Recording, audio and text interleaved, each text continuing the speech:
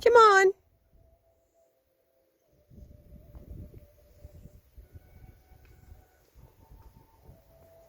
No, come on. Come on. No, in the shed. Come on. Go. Go. No. Come on.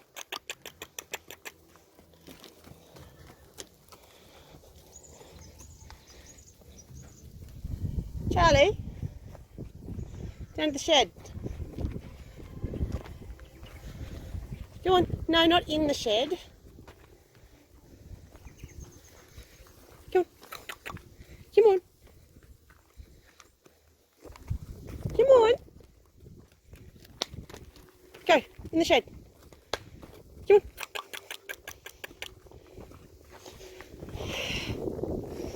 Oh, wow.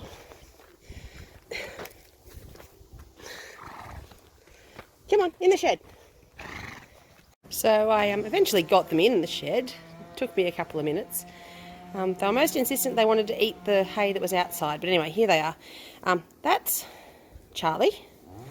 Now, I know Miss Charlie looks a bit thin. I promise I do feed her. She had a pretty hard time as a foal and had severe scours, and she just has no success at keeping weight on. She always looks a bit on the thin side, but for her, she's not looking too bad. This over here is Miss Tilly. Now, Tilly, on the other hand, is usually always a little bit on the plump side.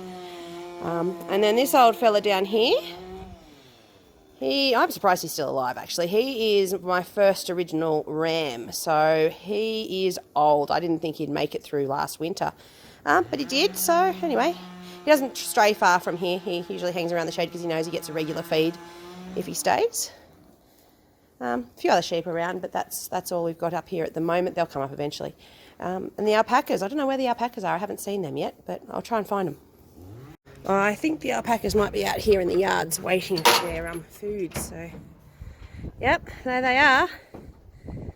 Hello, hey packers. We'll get you some food. All right, hang on. All right, packers, here we go. You hungry? Yep. So this one over here, that's completely white on his neck, that's Mundy. And this one here with the dot in his neck, that's Pulsar. So they're just about due to be shorn. So we get them shorn in November every year. So they might have a haircut in the next couple of weeks, I think. Oh?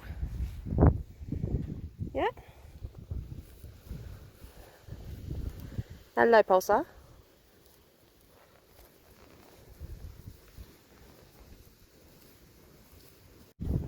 So we had a bit of rain last night. There was a series of thunderstorms that came through.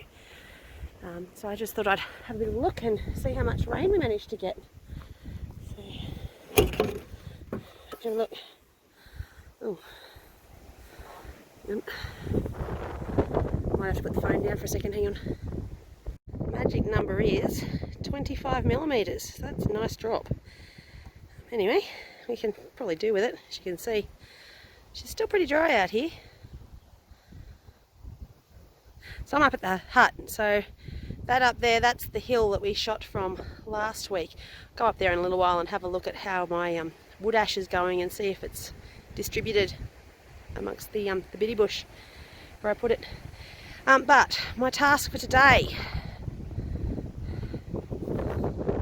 that's the shed we use as our wood shed. So it used to house pigeons when the original owners had the place. So we've repurposed it, and that's where we keep our wood at the moment. So go over and show you what we've got to do. So here we are in the shed. All right, now, when it was previously used as a pigeon coop, it had rabbits. Okay, so we've got rabbit holes, Rabbit holes, rabbit holes. Now, these burrows are not active. There's nothing down there. We've been watching them for a while. So I'm going to just level out the floor and restack the wood in here so it stays nice and dry. So we've got to start on next year's firewood collection. So anyway, we've got a bit of a pile over here in this corner. That's all the small stuff that we burn when we're cooking on the wood fire. So we'll see how we go. I don't know if I'll get to that, but I definitely want to get over here in this corner and stack all the wood in there. So that's my task for today. I'm done. So we've got a reasonable amount. That's probably about 2 meters wide. The back row is probably a metre tall. So probably a tonne of wood there. So that's not a bad yield. We had a limb fall off a tree over near the hut a couple of weeks ago, so my husband's chopped that up. I'm going to go over there and see if it's a suitable size to pack away now too, get a bit of a head start. So Australian eucalypts are known to drop limbs randomly. They're called widow makers. So this one here a couple of weeks ago decided it didn't need that limb, and unfortunately it's dropped it on this stand here, but anyway, it was pretty much had it. I don't think we'll be able to resurrect that. That might go on the bonfire. So I'm just going to pick all this up and take it over to the woodshed ready for chopping up a bit of it and put the rest in the shed to dry out. My husband's up there on the hill again, slashing, never-ending task. And there's a dam down there. I don't think we've seen the dam before. So unfortunately our dam is empty, completely empty all the time.